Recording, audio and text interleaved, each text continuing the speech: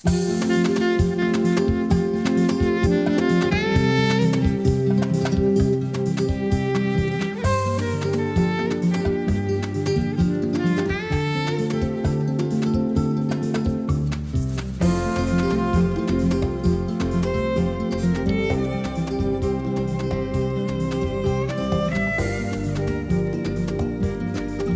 tal? ¿Cómo les va? Muy buenas noches.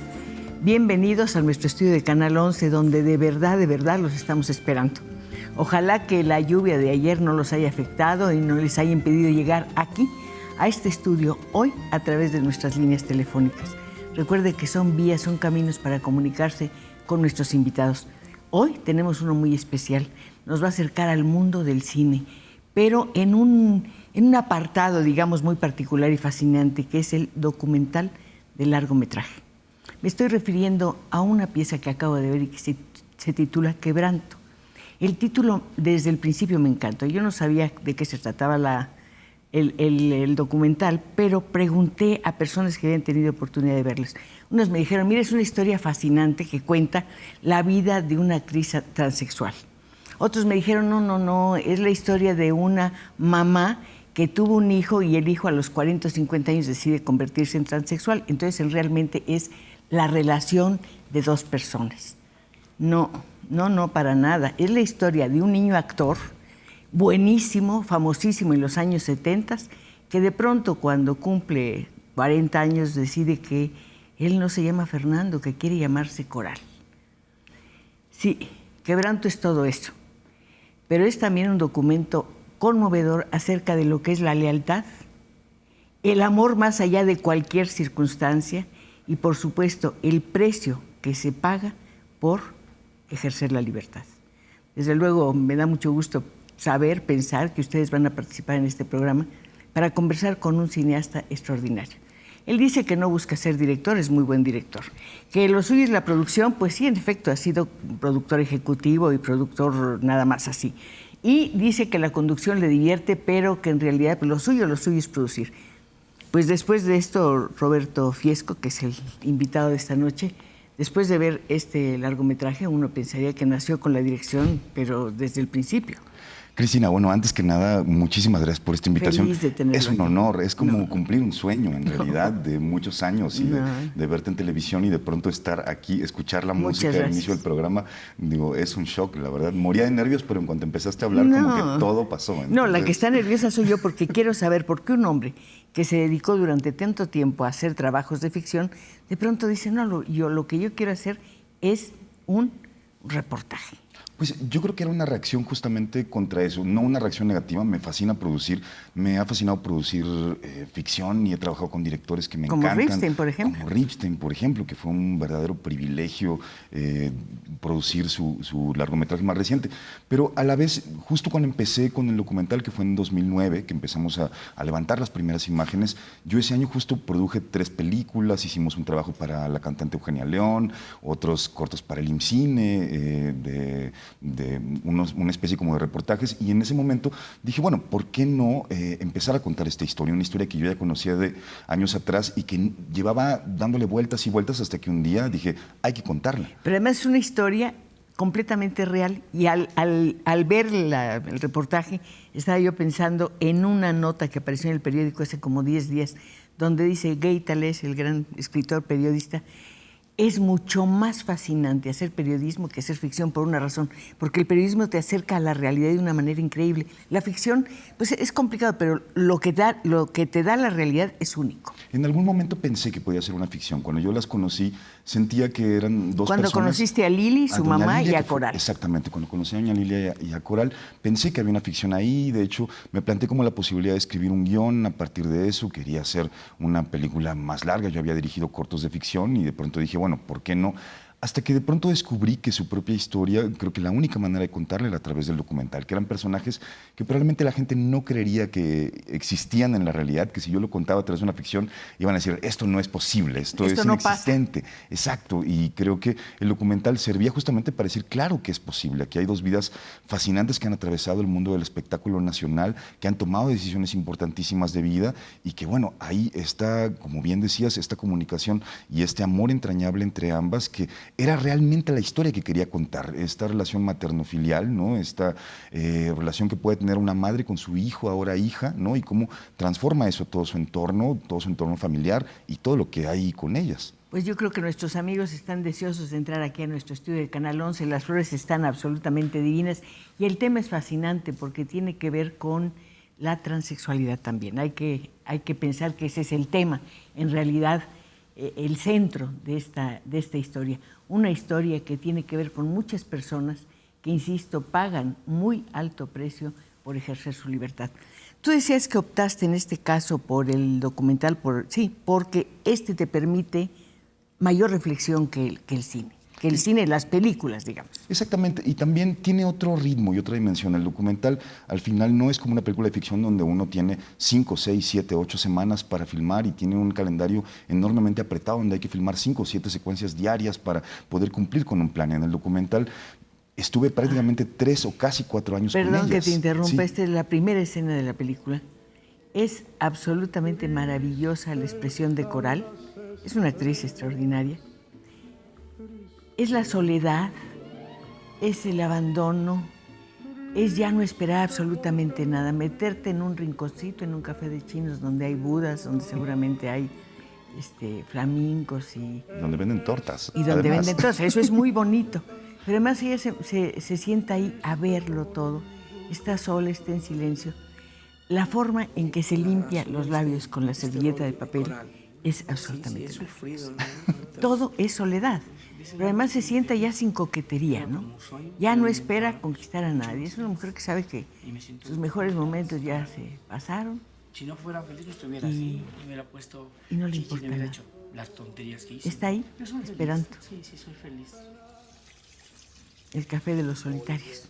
Exactamente, digo, y también hay ahí de inicio como otro elemento que a mí me parecía muy importante, que era la Ciudad de México y particularmente el centro de la Ciudad de México. Lo que le ha pasado a Coral le ha pasado al centro de la Ciudad de México. Exactamente, y le ha pasado también al cine. Al final acabé entendiendo que este recorrido por el mundo del espectáculo de este niño actor, de su madre siendo extra de cine, también en los años 70, y este boom, digamos, del cine mexicano en los años 70, este cine estatal que permitió el debut de grandes directores, entre ellos Jorge Fons, que aparece en la película. Y que no patrocinaba películas de homosexuales, como te dijeron a ti. Exactamente, que eso fue un poco posterior en realidad, pero digamos que la historia de Coral y de su madre también es esta historia de este boom del cine mexicano en los 70, cómo comienza una decadencia en los 80, que es justamente cuando Coral se va al teatro de revista, al Blanquita en específico, y cómo en los 90, bueno, ya no hay como mayores posibilidades hasta pocos años a la fecha, que es justo cuando la mamá vuelve a actuar, ¿no? Digo, cuando la mamá deja de ser extra y ahora empieza a tener pequeños papeles en las películas.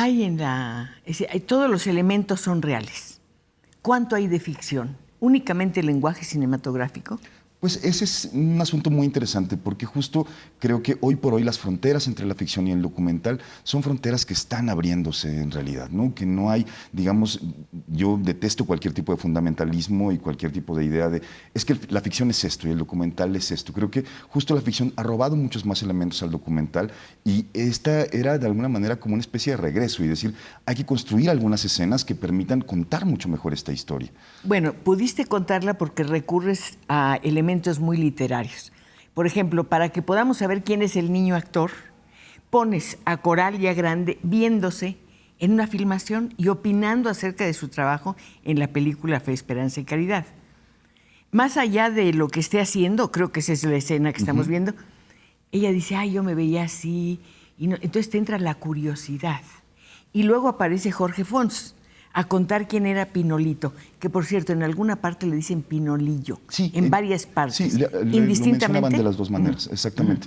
Y sí, bueno, hay para mí también como esta gran fascinación en torno al cine mexicano y a su historia, y ese es quizás el punto de partida. Al final acabé entendiendo que lo que quería hacer era contar la historia de la madre y de su hijo o hija, pero al principio lo que me fascinaba eran estos dos pequeños personajes ausentes de cualquier tipo de historia oficial del cine, porque sus créditos aparecían al final del roller o prácticamente no aparecían porque hacían personajes minúsculos en algunas películas, pero que de pronto, bueno, tenían una historia que contar porque habían estado ahí. Coral hizo, cuando era Fernando, más de 30 películas, algunas en papeles secundarios, otras en papeles más grandes. Los hijos de los pobres. Los hijos de Sánchez, sí, el hijo de los pobres, en fin, digo, y cine muy diverso, este cine estatal de Jorge Fons y Oljovich o Bojorquez, y este otro cine de Rubén Galindo. ¿Sabes también. qué me encantaría? Que de pronto Lili o Coral nos llamaran y nos dijeran qué piensan de lo que estamos conversando acerca de un reportaje en el que ustedes han puesto absolutamente todo. Hay escenas magistrales en cuanto a las actuaciones y en cuanto a la forma en que las editaron. El momento en que Coral tiende su ropa interior en la azotea más inmunda, idéntica a millones de azoteas, y va contando cómo los agarró ahí mismo el terremoto del 85 y que tiene diabetes y se recarga en el pretil. Es una actuación absolutamente maravillosa. Que ahí tenía una gran ventaja también. Al ser ellas actrices, tenían un conocimiento de la cámara. Exacto, ahí está. Ahí la tenemos lavando la ropa. Es que es divina. Eso es el primer día de rodaje, de hecho. Sí. Y tenía una ventaja porque ellas son actrices y entonces cuando decíamos corre cámara acción, yo les preguntaba algo y les decía, Coral, cuéntame justamente del temblor y cómo falleció tu hermano. Y eso no estaba planeado, simplemente ella sabía que tenía límites en el cuadro, que la cámara se iba a mover y que había que respetar esos límites nada más, pero no sabía qué era lo que le iba a preguntar. Lo curioso es que no hay tremendismo en ningún momento. Traté de Pudiste que no, haberte justo, desbordado claro, desde la transexualidad, la forma en que le quitan la barba, todas esas cosas podían darte para excederte hasta donde quisieras. Para mí era una realidad no exactamente cercana, pero digamos Garibaldi y el centro en general. Y además ahí viven ellas. Exacto, que ahí viven ellas. Es un lugar que me es enormemente habitual. Por circunstancias familiares he estado muy cerca prácticamente toda mi vida del centro.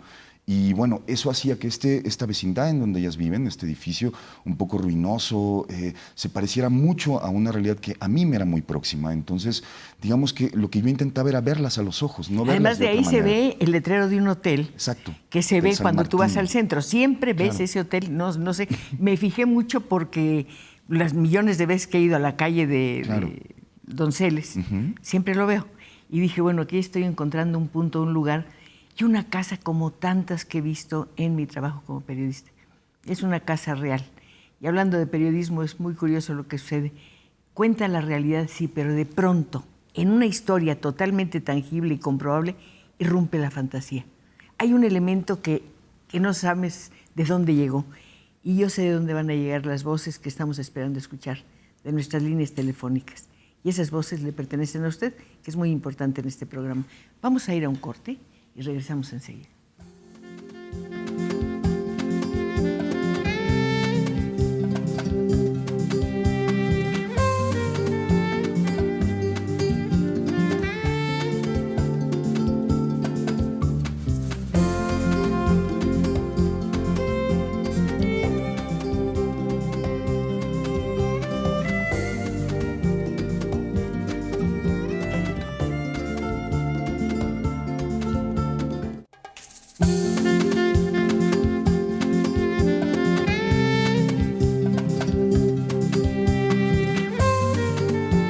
Conversando con Roberto Fiesco, concretamente en torno a su obra que se titula Quebranto. Del momento que le hablé a en el momento en que le hablé por teléfono llevaba 8 premios, ya lleva 11 o 12 o 13 o 14, no sé cuántos, ya va por ahí. Y lo muy importante también es que llevas muchas llamadas. Te voy a decir lo que te dicen tus amigos. Alejandro Pantoja, hace un par de meses tuve la oportunidad de ver el documental en el Centro Cultural de España y fue una buena experiencia conocer a Coral y a su mamá. Fue una experiencia muy agradable. Rosa Gutiérrez, quiero felicitar a la señora Pacheco por su programa y a Roberto le mandamos muchos saludos de parte de su tía Rosita y del tío Ismael. Wow. Alma Grijalva, quiero saludar a Roberto Fiesco, fue compañero mío de la preparatoria.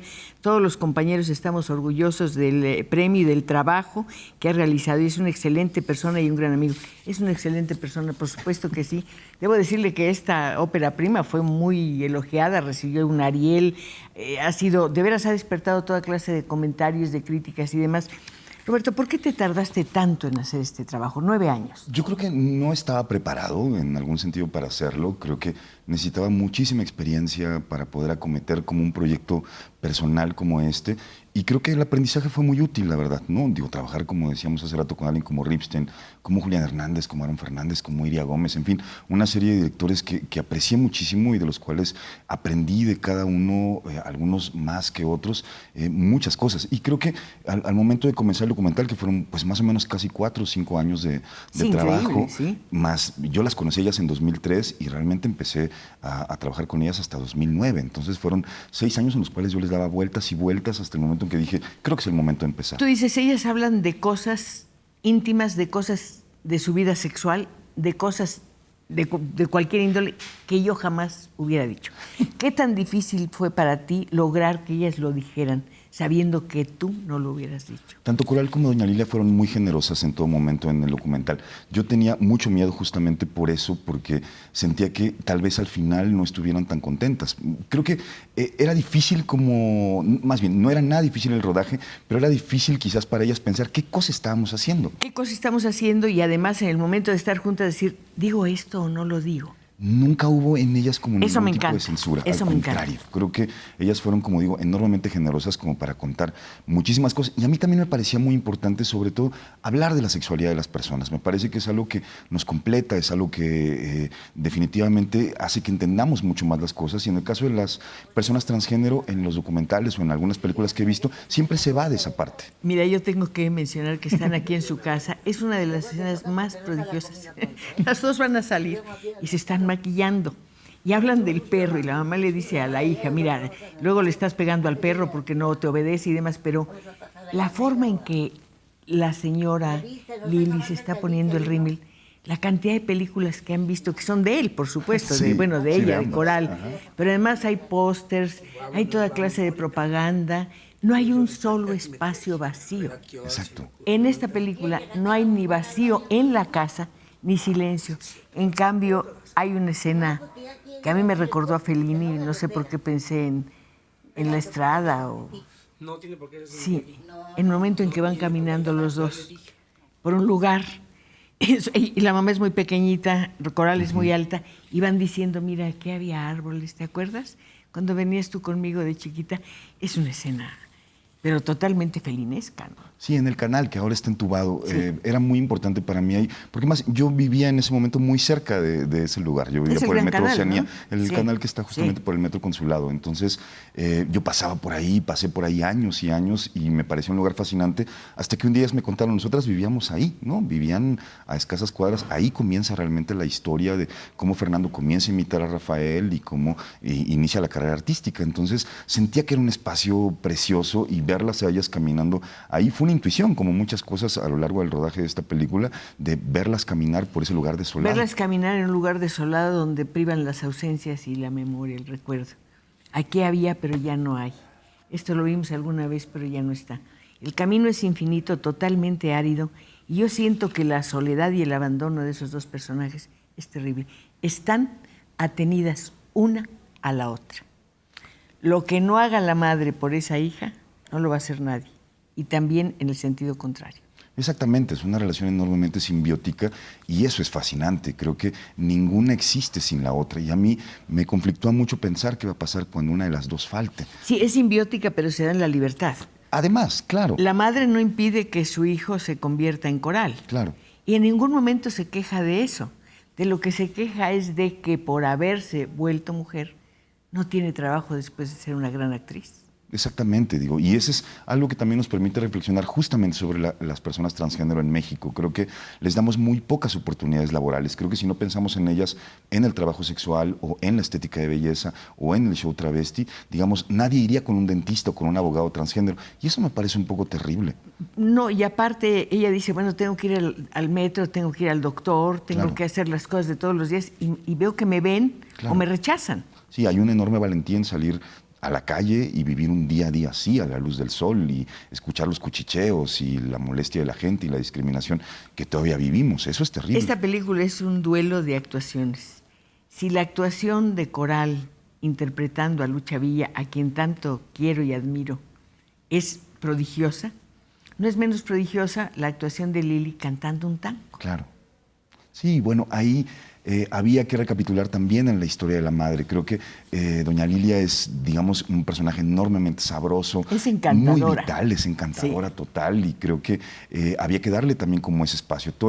Casi todos los números musicales, esa sí es una parte construida, digamos, y en el número musical cuando la mamá canta Quiero verte una vez más, que es un tango fabuloso, ¿no?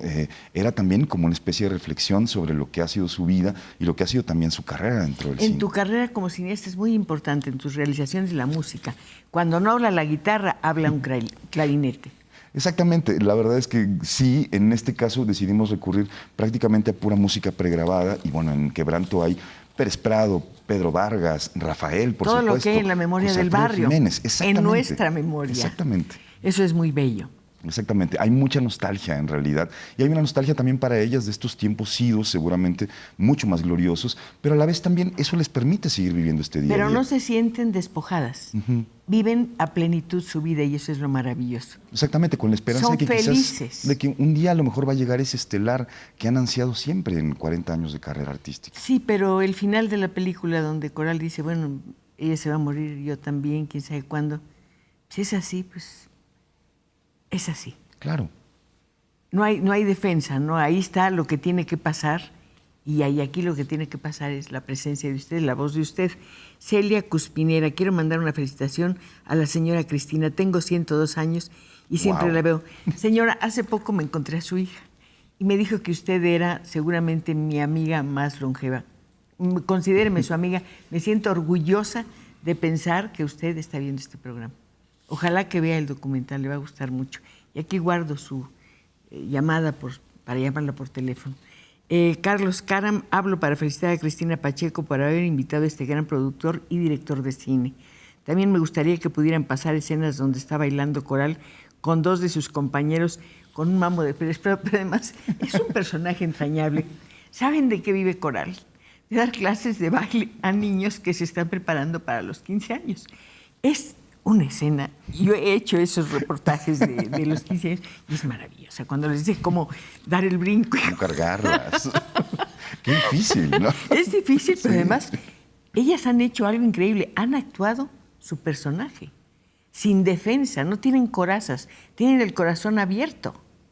Sí, e insisto, no fue complicado. No, la verdad es que creo que esto ha tenido consecuencias muy positivas para ella. Coral ha vuelto a actuar en películas. El año pasado hizo 2 partes en 2 largometrajes. La mamá sigue trabajando, la mamá hace muchas series y cosas en tele y películas también. Entonces, creo que mostrarse, tener esta gran generosidad para hacerlo, creo que lo que ha traído, sobre todo, son buenas cosas. En tu corto aparece Coral en el de estatuas, que es extraordinario. Aparece, yo creo que 10 segundos. Nada más es la maestra que va a saludar a un niño que va a ir de Emiliano Zapata a un festival. Nada más la forma en que se hinca y se remete la falda entre las piernas demuestra que es una gran actriz. Sí, lo es, yo creo que lo Qué es. Me encantaría seguirla llamando y me encantaría también que muchos otros directores lo hagan. Y bueno, ya lo han hecho, como te digo, y eso me parece increíble. Y la gente la reconoce ya, creo que la gente la reconoce ahora mucho más por Quebranto de lo que la reconocían probablemente de niño. Y eso está increíble. A mí me hace sentir que tuvo sentido hacer esto, más allá de construir una película, hacer algo por alguien. ¿Cuántas horas filmaste? No son tantas, me parece que no fueron más de 30 horas en realidad. Casi todo lo que Sacas se una levantó, película de 90 minutos. 95 minutos. 95 minutos. ¿Qué tan doloroso fue para ti cortar? Pues ese fue el proceso más complicado de toda la película. Julián Hernández, que fue quien editó la película y que además fue un director extraordinario, sin duda. Además le dedicas todo tu trabajo. Sí, realmente. pues él dio finalmente como la forma y una dramaturgia a esta estructura, ¿no? Y creo que eso es lo que quizás hace a la película mucho más interesante para seguir y para que atrape al espectador.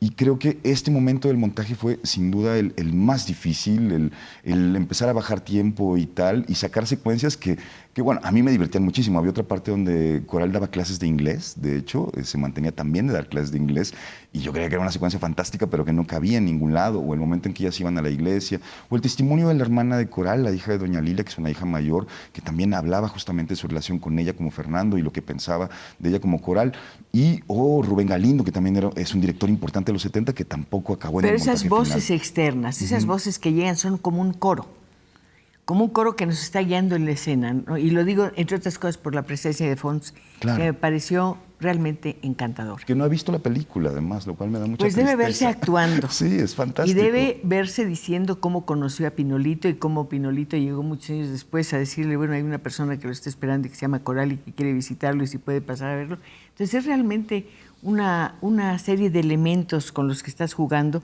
Además juegas muy bien con el tiempo. Uno no se confunde. A pesar de que va y viene. Eso Sí, es, claro. pero no, hay hilos conductores.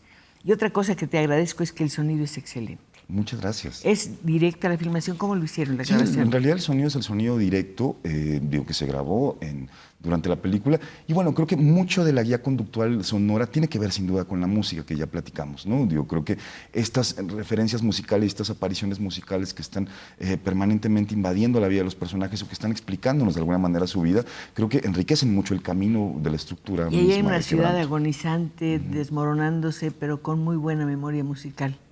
El bolero la salva. Nos vamos a un corte.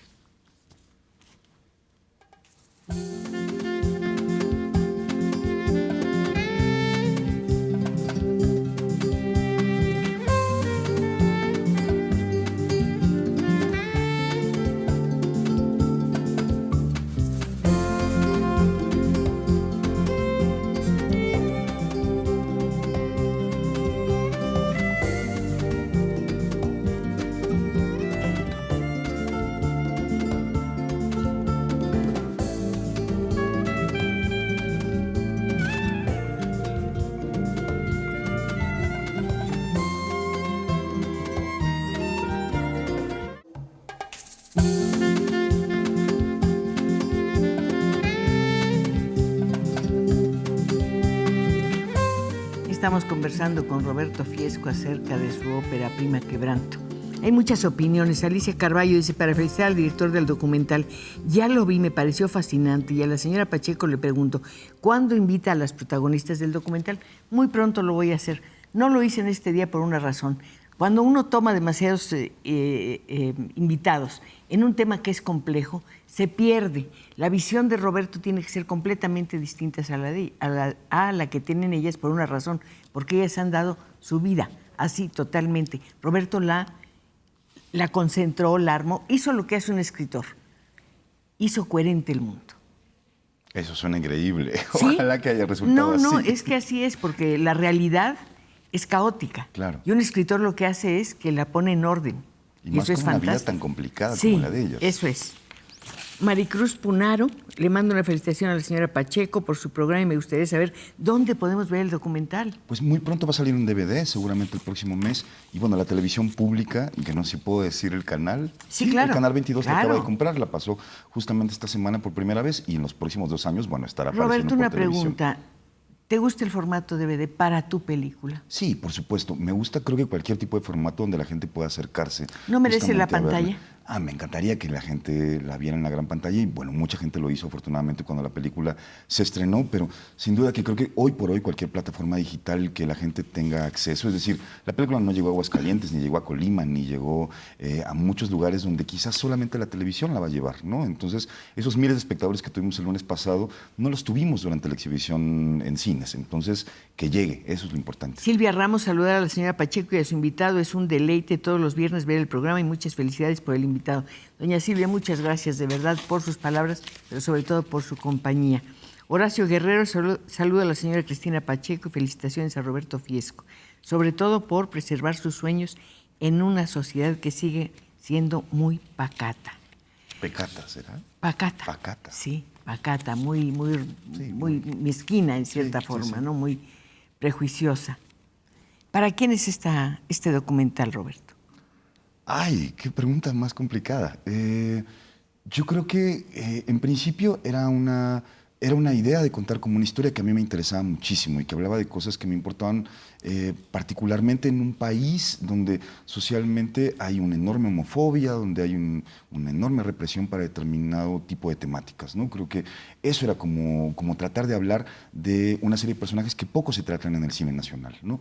Y creo que eso también era una manera de explicarme a mí mismo muchas cosas. ¿Te puedo interrumpir? Sí, por supuesto. Si se tratan ciertos temas, hay como un temor de querer decir algo, de que se note, no sé qué, entonces se vuelven caricaturas. Aquí, el hecho de que un hombre se convierta en mujer en ningún momento es una caricatura. Sigue siendo un ser humano que hace lo que hacen todos los seres Claro. humanos. A mí me conmueve enormemente, mucha gente que la ha visto, familias, abuelitos, niños, etcétera, digamos como este público mayoritario que puede ir a ver una película sin ningún prejuicio, que de pronto se enfrenta a ello. Cuando veo una película sobre una persona transgénero, digo, es curioso cómo no le causa como una sorpresa o como una extrañeza que yo pensé que podía causar. A un niño quizá le cause menos sorpresa que a un adulto. Exactamente. El niño no tiene prejuicios. Pero tampoco parece que los adultos. Hemos tenido mucha suerte, por ejemplo, en los festivales donde se ha exhibido en el norte del país. 3 veces nos han dado el premio del público, ¿no? En sociedades tan conservadoras, que me parece rarísimo, la ¿Sabes verdad. por qué entendemos a Coral? Porque ella se respeta. Se respeta y se quiere. No se maltrata en ningún momento. Ella hace lo que tiene que hacer. Claro. Y dice, soy feliz. Aunque creamos que quizás no lo sea. Yo no creo que sea infeliz. Yo tampoco creo que sea infeliz. Es una mujer que va con el mundo, entiende, es sabia. Y que tomó una decisión vital que creo que eso hace que también nos identifiquemos mucho con ella. Rompió con todo y terminó con toda su vida anterior y decidió que pero esta hizo era la lo única que manera. quería hacer, Claro, y nada más va a vivir una vez. Exacto.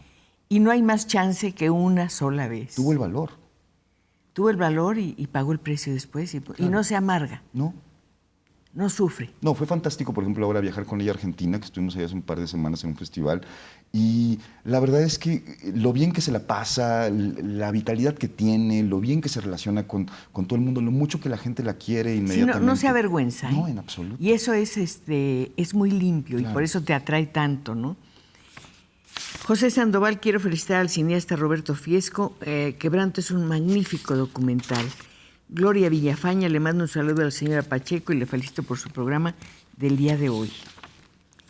El señor Arturo Quintanar, están hablando de la libertad. Considero que es una palabra muy importante porque es muy difícil obtenerla, pero cuando se tiene es eterna.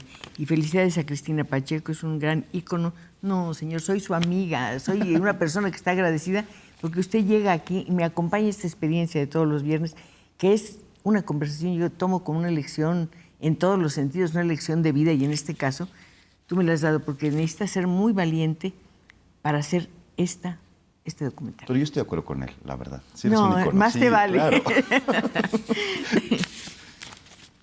¿Qué le hubieras quitado a este documental si hubiera sido una película? Uy. ¿O qué le hubieras puesto de lo que quitaste? No lo sé. A lo mejor hay una parte que creo que no está en la película porque no estaba en la realidad en ese momento que estábamos filmando y que, bueno, tiene que ver siempre con las películas. El amor. El amor, más allá de este amor filial que sí está en Quebranto, el amor de pareja, digamos que eso no estaba ausente, digamos, en el momento en que estábamos filmando o no pudimos lograr como llegar como a ese punto.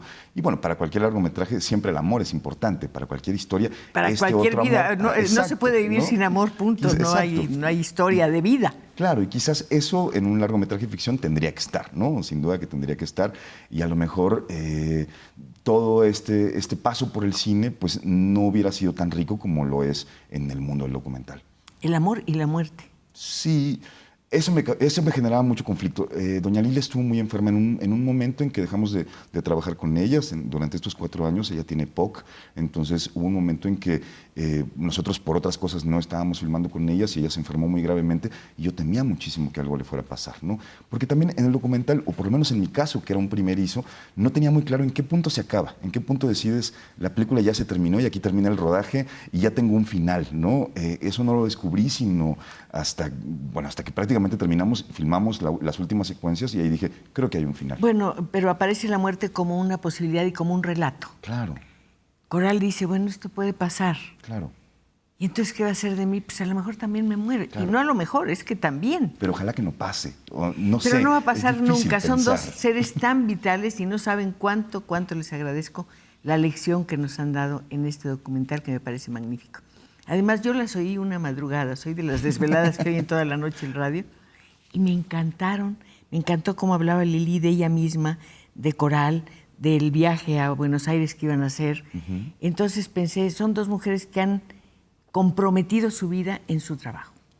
Sí, sin duda. Creo que su vida está en el cine y creo que son mucho más reales en el cine que en la vida misma y eso me parece fascinante. Por eso te decía hace rato que cuando decíamos corre cámara, ellas sabían que delante de una cámara algo fantástico debe ocurrir. Corre cámara, sí, pero sobre un guión, y en tu caso no había guión, y eso me interesó más todavía. Exactamente, pero ellas sabían que había que generar una magia, la magia que siempre genera la cámara y la magia que genera decir acción. Pero tenías una línea, decía, en este caso aquí vamos a tratar el asunto de la muerte, por ejemplo. Se los preguntaba en cuanto decía acción. Cuando yo decía acción, yo ya les había indicado, bueno, este es el espacio donde puedes caminar, ¿no? Y cuando decía acción, ella ya sabía por dónde podía caminar, pero en ese momento le decía, cuéntame de la muerte de tu hermano. Y entonces, a cámara, o como ella lo fuera diciendo, empezaba a platicar el temblor del 85, digamos, todas estas circunstancias terribles, su casa, etc. La forma en que Coral, más que el chicle, y la forma en que Lili se pone sus chapitas y se arregla los aretes o lo que sea, son dos mundos aparte, pero se van acercando. Son detalles tan atractivos de un personaje para el otro que uno no puede perdérselos. Claro, la cotidianidad de ellas es fantástica y como decía hace rato, el espacio mismo donde habitan, que fue lo que me impresionó muchísimo cuando estuve ahí la primera vez, ya está dando una lectura, ¿no? Estas paredes rojas tapizadas de recuerdos de una carrera, de carteles, no hay de espacios fotografías. vacíos. Exacto, ¿no? Este abigarramiento, pero a la vez era como un pequeño templo a su propia carrera, ¿no? A su vida dentro del espectáculo, a su vida dentro del cine, porque esa es la vida que les hace más feliz. Es un nicho para ellas. Exacto, es una suerte de capilla, homenaje a sí mismas, que me parece enormemente valioso. Además, reencontrarse en los muros, ¿no? Ahí están todas sus películas. Pueden volverse a cualquier punto y reencontrarse porque el mundo las está dejando solas. Claro, y reencontrarse en distintas épocas de su vida, en su juventud, en su infancia, en prácticamente 40 años de vida y de carrera que, bueno, pocos pueden decir en realidad. Reencontrarse, y es muy bonito esta palabra porque aquí en el relato también se reencuentran. Lili le cuenta a Coral lo que hace de chiquita. Se alcanzan a oír algunas palabras mientras van caminando, ¿no? Y entonces uno siempre adora cuando sus padres le dicen esas cosas porque te ves como nunca podrás verte. Pues sí. No te puedes ver de 2 claro. años, no te acuerdas, ¿no? Pero tu mamá te dice, oye, ¿sabes, Roberto? Tú me agarrabas de la mano o me jalabas el vestido cuando pasábamos por la panadería, ¿no? Y eso es lo fantástico de la infancia de alguien como Fernando. Digamos que nuestros padres, algunos filmaron nuestras infancias en Super 8, después en video, hoy por hoy con la cámara de nuestro celular. La infancia de Fernando está filmada por Jorge Fons, por Alberto Bojorquez, en 35 milímetros, en Panavisión, ¿no? Digamos que es digamos, como el sueño que cualquier niño podría tener. Sí, pero esas filmaciones domésticas, esas que le hicieron Claro. algunos niños en sus cumpleaños, tienen algo terriblemente melancólico y maravilloso. El sonido de la cinta al girar. Es un sonido único. Claro, que es el pasado, pues, ¿no? O sea, sin duda que ese sonido es el que nos remite siempre a esas circunstancias felices que nos ponen más tristes. Es como muy el felices. tic-tac de otro tiempo, ¿no? Claro. Es un tiempo que se fue y que no vuelve. Que lo estás reviviendo artificialmente ahí y te estás viendo. Debe ser una experiencia maravillosa. Tú debes tener muchas. No, mis papás no los filmaban. Tenemos muchas fotografías y ahí yo creo que por eso me volví un apasionado de las fotografías. Soy un coleccionista salvaje de fotografías de cine mexicano. Acá hay fotografías, no. Aquí hay pocas fotografías Muy de su pocas. infancia, sí, en realidad. Y bueno, fragmentos de películas en las cuales aparecieron, pero sí hay fotografías de Fe, Esperanza y Caridad y de Rafael, que es un personaje también importante. Además, excelente las imitaciones. Sí, bueno. Muchos talentos. Sí. Y de bailarín y de todo. Sí. Luis Mendoza, para felicitar a la señora Pacheco y a su invitado. Excelente el reportaje de Quebranto. ¿El quebranto es lo que le pasó a Coral o lo que dice su madre? No tienes trabajo porque pasó esto, ¿no? Yo lo relaciono siempre con una suerte de punto de quiebre en los personajes, como la transformación genérica de Fernando a Coral transforma de alguna manera todo el entorno y toda la vida de dos personas. Pero también tiene que ver con el título de un tango, ¿no? Y lo primero que me dijo doña Lilia era cuando yo fui a entrevistarla por primera vez, yo siempre quise ser cantante de tangos. Pero lo hace muy bien, parecía Rosita Quiroga. Sí. Nos vamos a un corte y regresamos. No, cantando el tango es brutal. Sí. Yo lloraba, decía, no puede ser que me esté pasando esto. Qué barbaridad.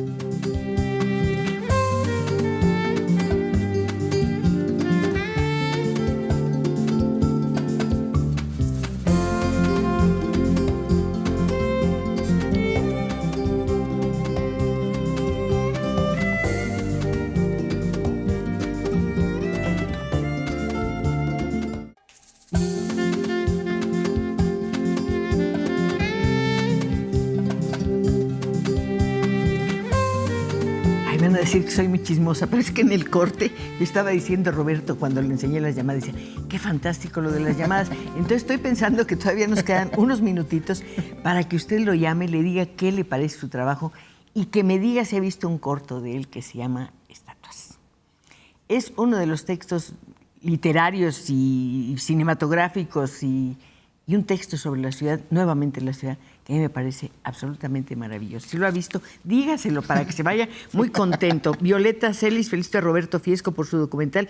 Es excelente. Le mando un abrazo muy cariñoso. Elisa Silva le mando una felicitación a la señora Pacheco. Me gustaría que le dieran mayor difusión al documental en Texcoco. Bueno, allá lo podrán comprar, ¿no? Sí, cuando salga en DVD, seguro que sí. José Antonio Vallejo felicita a Roberto Fiesco por su trabajo y por el premio que obtuvo. También le mando saludos a Julián Hernández por Quebranto. Y ya le mandé saludos, Julián, y toda mi admiración. Es de veras un trabajo excelente. Matis Soto, ¿cómo se llama la obra de que están hablando? Se llama Quebranto. ¿Y dónde lo puedo ver o conseguir? Quiero mandar un saludo. Pues pronto en DVD, como decíamos, y ¿Sí? el Canal 22 también lo estará exhibiendo. ¿Cuándo lo va a exhibir? Pues lo exhibió justo el lunes pasado y bueno, tienen 3 funciones más seguramente en los próximos 2 años, así que en algún momento aparecerá otra vez. Laura Núñez felicita a Roberto por su trabajo de parte de Laura LCI. LCI. Ah, Laura, sí, claro, de los seguros, sí, increíble. Fernando Osorio, quiero mandar un saludo a Roberto y felicitar por Quebranto y los demás trabajos que ha realizado. Saludos desde Monterrey. ¿Por qué decías que no eres director, que eres más bien productor? Pues porque tengo muchos largos producidos, me apasiona muchísimo producir, creo que ese ha sido mi oficio y ese quizás sea mi oficio el resto de la vida. Cuando produces no te dan ansias y no dices yo quisiera hacer esto. Fíjate que no, y ahora justo después de dirigir creo que me he vuelto mucho más sensible al trabajo de los directores con los que trabajo y creo que eso está muy bien, entiendo mucho más su angustia, sus preocupaciones, el llegar al día de rodaje y tener que decidir y tener un equipo atrás esperando una decisión A veces tuya. el productor es el malo de la película. No creo que sea mi caso, la verdad es que creo que suelo ser más bien un cómplice con los directores con los que trabajo y bueno, algunos se podrá quejar o algunos se podrán quejar de mí, espero que no llamen. La actuación para nada. No, conducir, por ejemplo, que lo mencionábamos al principio, eso sí me divierte muchísimo. El centro de la ciudad nos fascina. Uh-huh. Vamos a suponer que pasas por una casa y dices, aquí tiene que haber sucedido algo que es digno de filmarse. ¿Te ha pasado?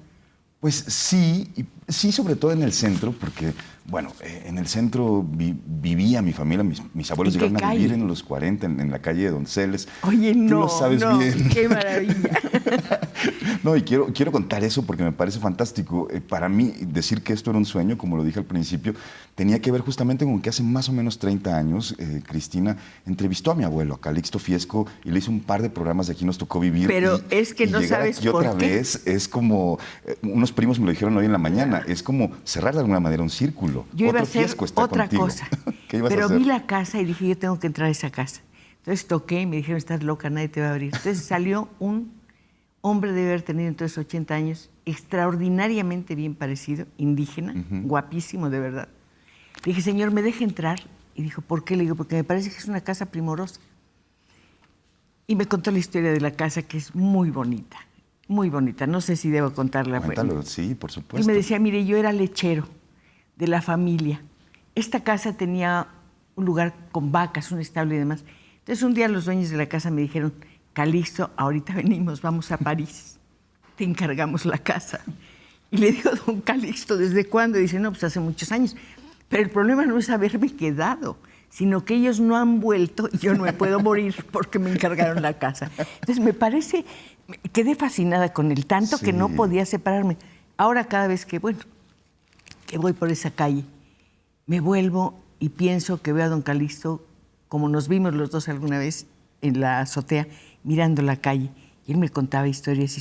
Nunca pensé que 30 años después te iba a encontrar. Falleció muy poco después, además de esa entrevista. No sabía. Sí, murió en el 85, esa entrevista debe ser del 84. Pero yo recuerdo muy bien, eso tiene casi 30 años, que fue todo un evento familiar, ver Aquí nos tocó vivir, porque fueron 2 programas además. Sí. Entonces era fantástico ver a nuestro abuelo. Y hoy todos los que vivimos ese momento lo recordamos con un enorme cariño. Cristina. Pero además esa casa está conservada ahí porque ahora está en condiciones terribles. Tiene una escalera que llamó la atención de arquitectos que llamaban aquí al programa para decir cómo podemos entrar para verla.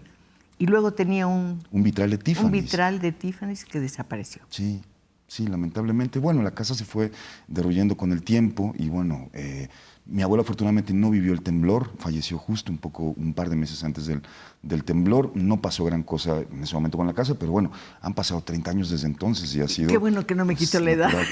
Si no, imagínate el susto que me hubiera llevado ahorita diciendo, por favor, no. No, uno hace las cosas en el tiempo, solamente. Claro. No tenemos nada más que el tiempo. Y yo espero tener mucho más porque son muchas historias que quiero contar que tienen que ver con la ciudad. Pero en fin, hablemos de tus proyectos para el 15. Otra película, La Felicidad. Yo soy la felicidad de este mundo, que es el nuevo largometraje de Julián. Lo produjimos de manera muy independiente. Es un largometraje que aborda 3 historias distintas. Está visto desde la perspectiva de un director de cine, que es el personaje protagónico de la película, y de cómo este director de cine tiene relaciones con otros personajes y cómo una cierta ensoñación fílmica lo lleva a contarnos una historia llena de sexualidad muy descarnada. Digamos que quizás es una película muy experimental que es un tema al que no le das la vuelta. No, en absoluto. Me parece, desde la escuela, desde que estaba en el CUEC, me parecía muy importante porque en ese momento había una gran asepsia respecto a las representaciones sexuales de los jóvenes. Eran como puntos suspensivos todo el tiempo, ¿no? Exactamente. O los jóvenes que aparecían en pantalla eran jóvenes que no tenían vida sexual y que no parecían jóvenes. Totalmente además, ¿no? Vestidos siempre. Exacto. Tú te fuiste al otro extremo. Exacto. En fin, vamos mejor con las llamadas. ¿Qué te parece? Guadalupe Aguilar, yo vi el documental que pasaba en Canal 22 hace una semana y ahora que lo comentan se me hace un excelente documental porque viví muchos años en el centro y de alguna manera me identifiqué con ese documental. Felicidades al programa, excelente. Laura González, felicito a la señora Pacheco y al invitado. Vi el documental, lo pasaron en Canal 22 y me gustó mucho. Tuvimos rating, eso está bueno. Eso, me encanta. Yo me duermo muy temprano, pero estaba tan interesante que se me quitó el sueño. Me inspiraron mucha ternura Coral y su mamá. Me pasó lo mismo, le digo, las oí en la radio y no podía yo desprenderme, entonces me paré a apuntar todo lo que dijeron. Marta Cortés, me gustaría felicitar a la señora Pacheco por la apertura que da en su entrevista para que el invitado del día de hoy, quien produjo a Coral, y felicito a Coral por haberse aceptado tal cual es. Jorge Navarro, para felicitar a la señora Pacheco por su programa. Acabo de ver la ópera prima de Roberto y esa escena del mariachi en el Panteón fue algo que me hizo reír. Felicidades. Era un elemento que no podía faltar, el humor. Claro. No, porque además el mariachi en Garibaldi, pues digo, es un elemento Pero es un natural. solo mariachi, sí, que toca la trompeta. Además, mientras toca lo que le gustaba al muerto, Coral está quitando ramas. Nadie le pone atención, pero es una escena preciosa. Claro, el Panteón, y ahí está enterrado el hermano, y ahí está enterrado también el padre, el hermano que falleció justo en el temblor del 85. ¿Qué pasó con el padre? Pues el padre era Malafacha, que era un animador de cabarets, que de hecho aparece en Los Caifanes al principio, es el diablito de Los Caifanes. Él es el papá de Coral, y después la mamá se vuelve a casar con otro hombre que ya falleció, que es mariachi. Es más, sale con el bebé, exacto, sí. Que es quien realmente cría a Fernando, ¿no? Entonces, y fue, bueno, al que identifica a ella como padre. ¿Ese panteón es el Caracol o cuál? Ese panteón está, es a donde mandaron justamente a las víctimas del 85. Es el Caracol, ¿no? Sí, que está... Es remotísimo, por la carretera. Sí. Es un lugar muy desolado y triste. Sí. Pero el mariachi le dio... ¿Quién era el mariachi? ¿De dónde lo sacaste? Era del mariachi Gamamil, si no me equivoco. Y sí, ahí doña Lila nos dijo, esta canción le gustaba mucho a mi hijo. Entonces dijimos, pues vamos a tocarla. Pues, ¿no? O sea, pues ella es por lo pronto una gran cantante de tango. Debería grabar un disco, ¿eh? Pues ojalá que alguien estuviera Sería maravilloso, porque sería como uno de los discos de Chabela Vargas. Es que además, doña Lili empezó siendo extra en las películas de Chachita, cuando ambas tenían más o menos la misma edad, en Chachita la de Triana y así. Y ella me dijo, lo primero que me dijo es, yo siempre quise ser cantante de tangos o rumbera como María Antonieta Pons, ¿no? Chachita a veces ve el programa, ojalá que sepa que la estamos mencionando y con mucho cariño y admiración por su excelente trabajo, ¿no? Claro. ¿Y ha cantado en algún lugar? Sí. Pues ella en realidad tiene una carrera más como comediante y cantaba tangos, pero como borrachita, por ejemplo, ¿no? Entonces, digamos que doña Lilia hacía un personaje cómico que cantaba tangos de pronto, pero nunca en serio. Esta fue para la película la primera vez que Lili tiene que cantar Niebla del Riachuelo mínimo, o Pato. Ahí se lo dejo de tarea, Lili. Si canta Pato, ya la hicimos, ¿eh? María Elena Buenrostro, quiero felicitar a la señora Pacheco por su trayectoria periodística y cultural. Para mí sería un honor conocerla. Pues ya me conocía, así soy igualita, de verdad, y no sabe cuánto gusto me da lo que me dice, se lo agradezco mucho, de verdad, de verdad. Alejandra Morales, hablo para felicitar al director del documental y me gustaría decirle que la escena que más me gustó fue la del final cuando salió la canción de Rafael y saludos a Cristina Pacheco. ¿Cómo lograron esas escenas? Pues eso realmente se improvisó durante el rodaje. Ese día que estábamos filmando, de pronto dijimos, creo que es el momento en que Coral tiene que hacer esto de lo que hemos hablado toda la película, que es justamente su imitación de Rafael, ¿no? Ese fue un momento difícil porque ella no se volvía a vestir de hombre desde hace muchos años, entonces lo hizo y creo que lo hizo con un interés increíble y podemos reconocer a ese niño que 30 años atrás hacía ese tipo de Pero imitaciones. un niño realmente extraordinario. Sí, un niño prodigio, sí, la verdad. Y además, sí. Imagínate, en Fe, Esperanza y Caridad, esa escena del padre muerto y Katy la Jurado. madre reclamándole, sí, es terrible. Entonces, ¿cuándo estrenas la próxima película? Pues esperamos estrenarla en México en el Festival de Morelia, que es en octubre, y bueno, ya veremos cuándo se estrena en salas y estamos ya por empezar también el rodaje de otra. ¿Qué me dices de Flor de Fango? Flor de Fango es una ópera prima del CUEC, dirigida por Guillermo González, que a mí me trae un grato recuerdo porque ¿Qué la tiene que filmamos ver en contigo? Tampico. Y bueno, Tampico y Ciudad Madero son los lugares donde yo nací, crecí, y me siento muy orgulloso de ser tamaulipeco, a pesar de lo que Tamaulipas significa hoy en las noticias Tiene la música nacionales, maravillosa. ¿no? Y claro, y es mi recuerdo de la playa, de Miramar, es mi recuerdo de infancia más preciado. Espero que cuando estrenes tus películas podamos hablar de ellas aquí. Por lo pronto ha sido un placer Muchas gracias. encontrarte, conocerte, decirte personalmente cuánto aprecio tu trabajo y recordar a tu abuelo, un hombre que realmente me fascinó. Muchas gracias, señor. Lo recuerdo siempre, ahí está la casa, ahí está la historia. Sí, la historia está en toda la ciudad. Nos vemos el próximo viernes para seguir conversando. Hasta muy pronto. Gracias, Roberto, por Muchas haber gracias. venido. Encantada. Esto es para ti. Gracias.